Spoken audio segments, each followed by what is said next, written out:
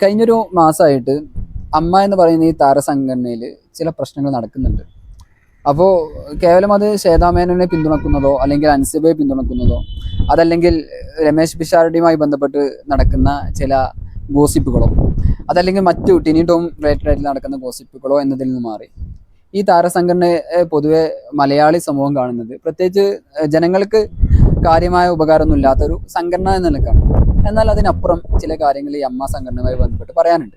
കാരണം കഴിഞ്ഞ ഒരു മാസമായിട്ട് നടക്കുന്ന ഒരുപാട് വിഷയങ്ങളുണ്ട്. അതിൽ ഏറ്റവും പ്രധാനപ്പെട്ട ഒരു വിഷയമായിരുന്നു ഈ അൻസിബയുമായി ബന്ധപ്പെട്ട് മേത്തച്ചി ജിഹാദി എന്ന് പറയുന്ന ചില പരാമർശങ്ങൾ നടത്തുകയും അതിന് തുടർന്ന് പിന്നീട് അതിനെ വിശദീകരിച്ചുകൊണ്ടുള്ള വാർത്താ സമ്മേളനത്തിൽ മാലാ പാർവതി എന്ന് പറയുന്ന നടി 15 കോടിയോളം രൂപ BJPയുടെ പ്രത്യേകിച്ച് സെക്രട്ടേറിയറ്റ് അംഗം BJPയുടെ സംസ്ഥാന സെക്രട്ടറി അംഗം അവർക്ക് ഓഫർ ചെയ്തിരുന്നു. അത് സ്വീകരിക്കുന്നതുമായി ബന്ധപ്പെട്ടിട്ടുള്ള വിഷയങ്ങളൊക്കെ അമ്മ സംഘടനയിൽ വന്നിട്ടുണ്ടായിരുന്നു എന്നുള്ള വർത്തമാനങ്ങളൊക്കെ വന്നിട്ടുണ്ട്. അപ്പോൾ സിനിമ കാണുന്നവരുണ്ടാവും, സിനിമ ഇഷ്ടപ്പെടുന്ന ആളുകളുണ്ടാവും, സിനിമയെ കാര്യമായ ചില സിനിമയെ കാര്യമായി കാണാത്ത ആളുകളുണ്ടാവും. വാട്ടവർ അത് ഇഷ്ടപ്പെടുന്നവർ കാണട്ടെ, അല്ലാത്തവർ കാണാതിരിക്കട്ടെ. വാട്ടവർ നമ്മളെ ഈ കല എന്ന് പറയുന്ന ഒരു ഇൻഡസ്ട്രി ഓവറോൾ നമുക്ക് എടുത്തു നോക്കുമ്പോൾ നമ്മളെ പ്രസംഗങ്ങളും പ്രഭാഷണങ്ങളും എഴുത്തുകളും നാടകങ്ങളും ഫ്ലാഷ് മോബുകളും അങ്ങനെ ഒരുപാട് ആർട്ട് ഫോമുകളുണ്ട്. അതിൽ തന്നെ ഏറ്റവും കൂടുതൽ ജനങ്ങളിലേക്ക് പെനട്രേറ്റ് ചെയ്ത് ഇറങ്ങാൻ കഴിയുന്ന ഒരു കലാരൂപമാണ് സിനിമ. അതുകൊണ്ടാണ് എല്ലാ കാലത്തും സിനിമകളെ ഒരു പ്രൊപ്പഗണ്ട ടൂളുകളായിട്ട് കാലാകാലങ്ങളായിട്ടുള്ള നേതാക്കന്മാരും ഭരണാധികാരികളും ഉപയോഗിച്ചിട്ടുണ്ടായിട്ടുണ്ടായിരുന്നു. ഇപ്പോൾ ഉദാഹരണത്തിന് ജർമ്മനിയുമായി ബന്ധപ്പെട്ട് പറയുമ്പോൾ ജർമ്മനിയുടെ ചരിത്രം എടുത്ത് നോക്കുമ്പോൾ ആ ഒരു കാലത്ത് ഷേക്സ്പിയർ നാടകങ്ങളിലൊക്കെ ആൻറ്റിസെമിറ്റിസ്റ്റ് ആയിട്ടുള്ള ഒരുപാട് ജൂതന്മാർക്കെതിരെയുള്ള പല എലമെൻസുകൾ കുത്തി നിറച്ചിട്ടുള്ള സിനിമകൾ നാടകങ്ങളൊക്കെ ഇറങ്ങിയിട്ടുണ്ടായിരുന്നു. അതുപോലെ ഹിറ്റ്ലറിൻ്റെ കാലത്തും ഇതേ സെയിം സിനാരിയോ നമുക്ക് കാണാൻ പറ്റും, ഷേക്സ്പിയറിൻ്റെ നാടകങ്ങളിൽ കാണാൻ പറ്റും. പിന്നെ ഇന്ന് വേണ്ട നമ്മുടെ 2014 ശേഷം ബോളിവുഡ് എന്ന് പറയുന്ന ഇൻഡസ്ട്രിയിൽ നടക്കുന്ന അതിൽ നിന്ന് പുറത്തിറങ്ങുന്ന ഒട്ടും ക്വാളിറ്റി ഇല്ലാത്ത സിനിമകളിൽ പ്രൊപ്പഗണ്ടയ്ക്ക് വേണ്ടി മാത്രം ഇറക്കുന്ന ഒരുപാട് മൂവീസ് നമുക്ക് കാണാൻ പറ്റും. എന്തിനാണ് ഈ മൂവീസിലൂടെ പ്രൊപ്പഗണ്ട കടത്തിവിടാൻ ശ്രമിക്കുന്നത്? കാരണം അത് ജനങ്ങളിൽ വളരെ പെട്ടെന്ന് ആഴത്തിൽ അവർ ആഗ്രഹിക്കുന്ന മെസ്സേജ് പ്രൊപ്പഗേറ്റ് ചെയ്യാൻ പറ്റുമെന്നതുകൊണ്ടാണ്. ഇപ്പോൾ ബോളിവുഡിലെ പല സിനിമകളും ഹിന്ദി ഹെഡ്ലാൻഡിൽ വരുന്ന സിനിമകളൊക്കെ ഹൈലി പ്രൊപ്പഗേറ്റഡ് ആയ സിനിമകളാണ്. ഇപ്പോൾ കാശ്മീർ ഫയൽ വന്നു, കാശ്മീർ റിലേറ്റഡ് ആയിട്ടുള്ള ആളുകളെ പരാമർശിക്കുന്ന സിനിമ വന്നു. അതുപോലെ ബംഗാൾ തെരഞ്ഞെടുപ്പ് വന്ന സമയത്ത് ബംഗാൾ ഫയൽ എന്നുള്ള സിനിമ ഇറക്കുകയാണ്. അതായത് രാഷ്ട്രീയമൊന്നും സംസാരിക്കാതെ തന്നെ ഇത്തരം പ്രൊപ്പഗണ്ട മൂവിയിൽ കുറച്ച് ഇൻവെസ്റ്റ്മെൻറ്റ് ചെയ്താൽ തന്നെ എന്ത് ചെയ്യാൻ പറ്റും, ആ സ്റ്റേറ്റ് ഒന്നടക്കം അങ്ങോട്ട് തിരിച്ചു കിട്ടുമെന്നുള്ള ഒരു പ്രതീക്ഷ ആർക്കുണ്ട്? ഭരിക്കുന്ന കേന്ദ്ര സർക്കാരിനുണ്ട്. ഇനി വേണ്ട കേരള ഇപ്പോൾ കർണാടക ഇലക്ഷൻ നടക്കുന്ന സമയത്താണ് കേരള ഫയൽസ് എന്നുള്ള മൂവി ഇറങ്ങിയത്. ആ സമയത്ത് അവർ പ്രധാനമായി ടാർഗറ്റ് ചെയ്തിരുന്നത് നിങ്ങൾ കേരളത്തെ പോലെ ആവും കേട്ടോ എന്ന് അമിത്ഷാക്ക് പ്രസംഗിച്ച് പോയത് നിങ്ങളെല്ലാവരും ശ്രദ്ധിച്ചിട്ടുണ്ടാവും. ചുരുക്കത്തിൽ പറയുന്നത് സിനിമ എന്ന് പറയുന്നത് ഹൈലി ജനങ്ങളിലേക്ക് പെനട്രേറ്റ് ചെയ്യാൻ പറ്റുന്നൊരു ആർട്ട് ഫോമാണ്. അത് മതപരമാണോ മതപരമല്ല ആ വിഷയങ്ങളൊക്കെ മാറ്റി നിർത്തിയാൽ തന്നെ ഇതൊരു ആർട്ട് ഫോമാണ്. അപ്പോൾ ഈ ഒരു സാഹചര്യത്തിൽ നിന്ന് കൊണ്ട് വേണം നമ്മൾ എന്ത് ചെയ്യണം, ഈ അമ്മ സംഘടനയിൽ ഉണ്ടാകുന്ന പടലപ്പിണക്കങ്ങളെ ചേർത്ത് വായിക്കാൻ. കാരണം ഇപ്പോൾ ഈ ഹിന്ദി ഹെഡ്ലാൻഡ് മാറ്റി നിർത്തി കഴിഞ്ഞാൽ ഈ സംഘപരിവാറുമായി ബന്ധപ്പെട്ടിട്ടുള്ള ആളുകളെ ഏറ്റവും കൂടുതൽ എടുത്ത് ഉയർത്തി വെക്കാൻ പറ്റുന്ന ഒരു ഇൻഡസ്ട്രി ആയിട്ട് പലപ്പോഴും തെലുങ്ക് സിനിമകൾ മാറാറുണ്ട്. അതിൻ്റെ പ്രധാനപ്പെട്ട കാരണം തെലുങ്ക് സിനിമകളിൽ ഇറങ്ങുന്ന പ്രധാനപ്പെട്ട മൂവീസൊക്കെ ഇത്തരത്തിലുള്ള ബാഹുബലി അടക്കമുള്ള ഹിന്ദു മിത്തോളജിയുമായി ബന്ധപ്പെട്ടിട്ടുള്ള തീമുകളെ ഉൾക്കൊള്ളുന്ന സിനിമകൾ പുറത്തിറക്കാൻ ശ്രമിക്കുന്നു എന്നതുകൊണ്ടാണ്. അപ്പോൾ അതുകൊണ്ട് ചുരുക്കത്തിൽ പറയും, ഇപ്പോൾ കഴിഞ്ഞൊരു കുറച്ച് കാലങ്ങൾക്ക് മുമ്പ് അനുരാഗ് കശ്യപിനെ പോലെയുള്ള ഒരു വലിയ സിനിമ നിർമ്മാതാവ് അദ്ദേഹം മലയാള സിനിമ പോലെയുള്ള സിനിമകളിലേക്ക് വരാൻ ആഗ്രഹിക്കുന്നു എന്ന് പറയുന്നത് ഈ മലയാള സിനിമയുടെ ഒരു സെക്കുലർ ഔട്ട്ലുക്ക് കൊണ്ട് മാത്രമാണ്. അതായത് മമ്മൂട്ടി, മോഹൻലാൽ പോലെയുള്ള വലിയ താര നേതാക്കന്മാർ ഈ സിനിമയെ നിലനിർത്തിക്കൊണ്ട് പോകുന്നത് കൊണ്ടും അതുപോലെ കേരളം എന്ന് പറയുന്ന സൊസൈറ്റി 99% ആളുകളും ഒരു സെക്കുലർ ബോധത്തോടു കൂടി നിലനിൽക്കുന്നത് കൊണ്ടുമാണ് ഈ മലയാള സിനിമ ഇൻഡസ്ട്രി ഇത്രത്തോളം ഈ സംഘപരിവാറുമായിട്ട് ചേർന്ന് പോകാൻ ശ്രമിക്കാത്തത്.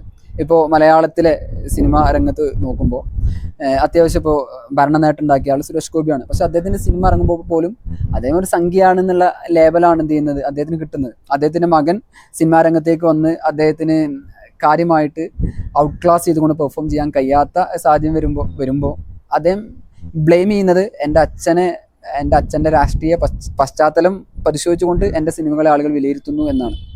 ചുരുക്കത്തിൽ മലയാളത്തിൽ സംഘിയാണ് എന്ന് സ്വയം പ്രഖ്യാപിച്ചുകൊണ്ട് ഒരാൾക്ക് നിലനിൽക്കാൻ കഴിയില്ല എന്നുള്ളതിൽ തെളിയിക്കപ്പെട്ടിട്ടുണ്ട്. അതേപോലെ തന്നെ ഇപ്പോൾ ലക്ഷ്മിപ്രിയ അടക്കമുള്ള ആളുകൾ NDA സ്ഥാനാർത്ഥിയായി മത്സരിക്കാൻ ആഗ്രഹിച്ച് അവസാനം വോട്ടർ ലിസ്റ്റിൽ പേരില്ലാത്തത് കൊണ്ട് മാത്രം തെരഞ്ഞെടുപ്പിൽ മത്സരിക്കാൻ പറ്റാതെ പോയൊരു വ്യക്തിയാണ്.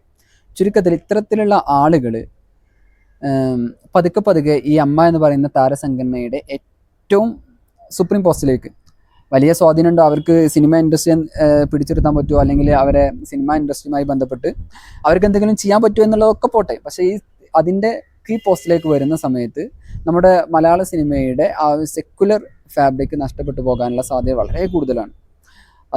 അതൊരു പ്രശ്നമാണ്. അപ്പോൾ സാധാരണ മലയാളത്തിലെ സിനിമയിലുള്ള ടൊവിനോ, അതുപോലെ പിന്നെ പൃഥ്വിരാജ്, ആസിഫ് അലി, അതുപോലെ മുകേഷ്, ജഗദീഷ് അടക്കമുള്ള അത്യാവശ്യം വിവരവും വിദ്യാഭ്യാസമുള്ള ഒരുപാട് ആൾക്കാരുണ്ട്. പക്ഷെ അവരാരും ഈ താരസംഘടനയുടെ ഏറ്റവും ഉയർന്ന പോസ്റ്റിലേക്ക് വരാൻ ആഗ്രഹിക്കാത്ത ആളുകളാണ്. അവരെന്ത് ചെയ്യാണ്, അവർ നടത്തിക്കോട്ടെ, നമുക്ക് സിനിമയുമായി ബന്ധപ്പെട്ട് ജീവിച്ചു പോകാമെന്നുള്ള ഒരു മെൻറ്റാലിറ്റിയിൽ നിൽക്കുന്ന ആൾക്കാരാണ്. അവരൊക്കെ ഒരു തരത്തിലും സെക്കുലർ നിലപാട് മാറ്റിപ്പിടിക്കാത്ത ആൾക്കാരാണ്. ഇപ്പോൾ നിങ്ങൾ അവസാനമായിട്ട് ഇപ്പോൾ ലൂസിഫർ എന്നുള്ള സിനിമ ഇറങ്ങിയിട്ടുണ്ടായിരുന്നു. അന്ന് മോഹൻലാലാണ് ഈ ഗോദ്ര തീവപ്പ് സംഭവങ്ങളൊക്കെ പ്രമേയമാക്കിയിട്ട് അതിൽ ഈ ഒരു മോദി കാലഘട്ടത്തിൽ അദ്ദേഹം സിനിമ ഇറക്കാൻ എന്ത് ചെയ്യുന്നത്, ആ ഗഡ്സ് കാണിക്കുന്നത്. അപ്പോൾ മോഹൻലാലിനെ പോലും ഒരു കാലത്ത് സംഘപരിവാറിലേക്ക് കൊണ്ടുപോകാനുള്ള ശ്രമം നടത്തിയിട്ടുണ്ടായിരുന്നു. പിന്നെ അദ്ദേഹം തിരിച്ചു വന്നതാണ്. ഇപ്പോൾ സുകുമാർ ഹൈക്കോടൊക്കെ അദ്ദേഹത്തെക്കുറിച്ച് കുങ്കുമം ചുമക്കുന്ന കൈത എന്നൊക്കെ അക്കാലത്ത് വിമർശിച്ചതായിട്ട് ഞാൻ ഓർക്കുന്നു. വാട്ടവർ. അപ്പോൾ ഇത്തരത്തിൽ സംഘപരിവാർ പതുക്കെ ഇതിലേക്ക് മലയാളം ഇൻഡസ്ട്രിയിലേക്ക് കയറി പറ്റാനുള്ള ശ്രമം നടത്തുന്നുണ്ട് എന്നതിനേക്കുള്ള ചില സൂചനകളാണ് ഈ അൻസിബയുമായി ബന്ധപ്പെട്ടിട്ടുള്ള മേത്തച്ചി പരാമർശം, ജിഹാദി പരാമർശം. ഈ അൻസിബ എന്ന് പറയുന്ന വ്യക്തി അവർ തന്നെ പറയുന്നുണ്ട്, ഞാൻ എന്ത് ചെയ്യില്ല, ഒരു ഇസ്ലാം മത വിശ്വാസം പ്രൊപ്പഗേറ്റ് ചെയ്ത് ജീവിക്കുന്ന ഒരാളല്ല, അവരുടെ പേര് മാത്രമാണ് പ്രശ്നം. എന്നിട്ട് അവരാണ് മതപരിവർത്തനത്തിന് നാലോളം ആളുകളെ മതപരിവർത്തനം നടത്താൻ ശ്രമിച്ചിട്ടുണ്ടെന്നുള്ള ആരോപണം നേരിടുന്നത്. നമ്മളൊന്ന് ആലോചിച്ച് നോക്കൂ, ഒരാളുടെ സെൽഫ് എസ്റ്റീമും സെൽഫ് ഡിഗ്നിറ്റിയും സെൽഫ് റെസ്പെക്റ്റും ഒക്കെ കംപ്ലീറ്റ് പോകുന്നൊരു കാര്യമല്ലേ. നമ്മൾ ഒരു തെറ്റ് ചെയ്ത് കഴിഞ്ഞാൽ നമ്മൾ എന്ത് ചെയ്യണം, ശിക്ഷിക്കപ്പെടണം, വാട്ടവർ. പക്ഷേ ഒരു തെറ്റും ചെയ്തിട്ടില്ലെങ്കിൽ പോലും നമ്മുടെ എന്തെങ്കിലും പ്രവർത്തനം പോലും നമ്മുടെ മതത്തിൻ്റെ, നമ്മുടെ പേരിൻ്റെ ഐഡൻറ്റിറ്റിയിൽ മാത്രം നോക്കിക്കാണുന്ന ഒരു സാഹചര്യം ഉണ്ടാകുമ്പോൾ, നീ ഒരു മുസ്ലിം ആയതുകൊണ്ട് നീ അങ്ങനെ ചെയ്ത ആളാണ്, അല്ലെങ്കിൽ ഒരാൾ വെറുക്കാൻ അയാളുടെ പേര് മാത്രം മതി എന്ന് പറയുന്ന ഒരു സാഹചര്യം, അത് ഒട്ടും ഭൂഷണമല്ല. അതുകൊണ്ട് മലയാള ഇൻഡസ്ട്രിയിലുള്ള ഇത്തരത്തിലുള്ള ഈ പടലപ്പിണക്കങ്ങളുടെ കഥകൾ നമ്മൾ കാണേണ്ടത് ഈ ഒരു ലെൻസിലൂടെയാണ് എന്നാണ് എനിക്ക് പറയാനുള്ളത്. അതുകൊണ്ട് ഇതൊരു അപായ സൈറനാണ്. അത് എത്രയും പെട്ടെന്ന് മനസ്സിലാക്കി അത് തിരുത്താനും കറക്റ്റ് ചെയ്യാനും അത് നേരാക്കാനും അത്യാവശ്യം വിദ്യാഭ്യാസമുള്ള ആളുകൾ കടന്നു വന്നിട്ടില്ല എന്നുണ്ടെങ്കിൽ നമുക്കും ഭാവിയിൽ കേരള ഇലക്ഷൻ നടക്കുന്ന സമയത്തൊക്കെ ഒരു മലബാർ ഫയൽസ് എന്നൊക്കെ പറഞ്ഞിട്ടുള്ള വെറും പ്രൊപ്പഗണ്ട എടുത്ത് അലക്കുന്ന സിനിമകളൊക്കെ നമുക്ക് കാണേണ്ടി വരും. അപ്പോൾ അത് ആരൊക്കെ കാണും എന്നതിൽ അർത്ഥമല്ല, പക്ഷെ അതിൻ്റെ ക്ലിപ്പുകളൊക്കെ എന്ത് ചെയ്യും, അതിങ്ങനെ സർക്കുലേറ്റ് ചെയ്തുകൊണ്ടേയിരിക്കും. ഒരു വട്ടം കാണുമ്പോൾ ഇതെന്താ പ്രൊപ്പഗണ്ട മൂവിയെല്ലാം തോന്നും. പക്ഷെ വീണ്ടും ആളുകളിലേക്ക് അത് വരുമ്പോൾ സംതിങ് ഫിഷി എന്ന് ആളുകൾക്ക് എന്ത് ചെയ്യും, അത് തോന്നുകയും ഇതിലെന്തെങ്കിലുമൊക്കെ സത്യം ഉണ്ടാവാൻ സാധ്യത ഉണ്ടോ എന്ന് വിശ്വസിക്കുന്ന ആളുകൾ നമ്മുടെ കൂട്ടത്തിലുണ്ടാവും. അപ്പോൾ അതാണ് ഈ സിനിമയുമായി ബന്ധപ്പെട്ട്, ഈ അമ്മ സംഘടനയുമായി ബന്ധപ്പെട്ടുള്ള രാഷ്ട്രീയമായൊരു പശ്ചാത്തലം. അതുകൊണ്ട് സംഘപരിവാർ എല്ലാ കാലത്തും കേരളത്തിലേക്ക് കടന്നു വരാൻ ആഗ്രഹിക്കുന്ന ആളുകളാണ്. ഇപ്പോൾ വിദ്യാഭ്യാസത്തിലൂടെയുള്ള കാവ്യവൽക്കരണവുമായി ബന്ധപ്പെട്ട് PM ശ്രീയുമായി ബന്ധപ്പെട്ടുള്ള ഒരുപാട് വിവാദങ്ങളും കോലാഹലങ്ങളും നടന്നുകൊണ്ടിരിക്കുന്നുണ്ട്. ഒരുപാട് VCമാരെ സംഘപരിവാർ അഫിലിയേറ്റഡ് ആയ ആളുകളെ നിയമിക്കുന്നുണ്ട്. അതായത് അവർക്കിത് ആഗ്രഹമുണ്ട്. അതായത് നമ്മുടെ മലയാളിയുടെ ആ ഒരു പൊളിറ്റിക്കലി അവരുടെ ചിന്താധാരയെ ഔട്ട്ഷൈൻ ചെയ്യാൻ വേണ്ടി, അതായത് പൊളിറ്റിക്കലി അവർ തിരഞ്ഞെടുക്കൂല എന്ന് അവർക്ക് കൃത്യമായ ബോധമുണ്ട്. അപ്പം എന്ത് ചെയ്യുക, കീ പോസ്റ്റുകളിലേക്ക് അവർ കയറി വരാൻ ശ്രമിക്കുക. അതേപോലെയാണ്, അതായത് മലയാളം ഇൻഡസ്ട്രിയിൽ പൊതുവെ ഇത്തരത്തിൽ പ്രൊപ്പഗണ്ട മൂവീസിനെ ആരും സപ്പോർട്ട് ചെയ്യാറില്ല. പക്ഷേ എന്ത് ചെയ്യാണ്, അത് പതുക്കെ കൊണ്ടുവരാൻ പറ്റുന്ന സാഹചര്യം അവർ ഒരുക്കുന്നതിനുള്ള ചില ശ്രമങ്ങളാണ് ഇവിടെ നടന്നുകൊണ്ടിരിക്കുന്നത് എന്നാണ് എനിക്ക് ഈ വിവാദങ്ങൾ കാണുമ്പോൾ എനിക്ക് തോന്നുന്നത്. അതുകൊണ്ട് വിവരവും വിദ്യാഭ്യാസമുള്ള താരസംഘടനയിലുള്ള അഭിനേതാക്കൾ ഇപ്പോൾ തന്നെ ഈ വിഷയം കറക്റ്റ് ചെയ്തിട്ടില്ല എന്നുണ്ടെങ്കിൽ ഭാവിയിൽ അവർക്ക് പോലും പ്രവർത്തിക്കുന്ന ഈ ഒരു സംവിധാനം ഒരു മലീമസമാക്കപ്പെട്ട സംവിധാനമായിട്ട് മാറാൻ സാധ്യത വളരെ വളരെ കൂടുതലാണ്. അപ്പോൾ അത് മാത്രമാണ് ഈ ഒരു വിവാദങ്ങളിൽ നിന്ന് എടുക്കാൻ പറ്റുന്ന ടേക്ക്. അല്ലാതെ മറ്റ് ശ്വേതാ മേനോൻ പിഷാരടിയോട് അങ്ങനെ സംസാരിച്ചു, അവരുടെ സ്വകാര്യ സംഭാഷണത്തിലെ ഫലിതങ്ങളെക്കുറിച്ചും അത് എന്താ പറയുക, വൃത്തികെട്ട ഫലിതങ്ങളായിരുന്നു. അതൊന്നുമല്ല ഇതിൻ്റെ ക്ലാസ്, അതൊന്നുമല്ല ഇതിൻ്റെ മെയിൻ പോയിന്റ്. ഈ ഒരു വിഷയം അഡ്രസ്സ് ചെയ്യപ്പെട്ടിട്ടില്ല എങ്കിൽ പുതിയ ജനറേഷൻ, വരും ജനറേഷനെയൊക്കെ അത് കാര്യമായി ബാധിക്കാൻ സാധ്യതയുണ്ട് എന്നാണ് എനിക്ക് തോന്നുന്നത്.